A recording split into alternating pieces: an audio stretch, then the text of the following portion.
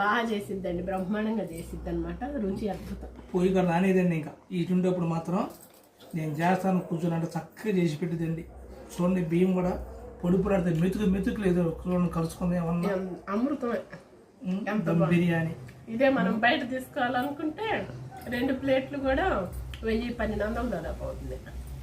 మనం ఇంట్లో తయారు చేసుకుంటే చూసారు ఎంత కమ్మగా ఎంత రుచిగా ఉందో. చక్కగా చేసి పెట్టిందండి మా అమ్మ. మా కడుపు నింపిద్ది, మా సంతోషాన్ని చూసిద్ది అనమాట. చికెన్ కర్రీ కూడా అండి, కర్రీ దమ్ బిర్యానీ అది కూడా ఇదిగోండి పెరుగు చట్నీ, దానిమ్మ గింజలు, ఉల్లిపాయలు, పచ్చిమిరపకాయ, కొంచెం అల్లం తరుగు వేసుకున్నాము. రుచి అమృతం అనమాట. ఇవాళ మా ఇంట్లో పండగ అనమాట.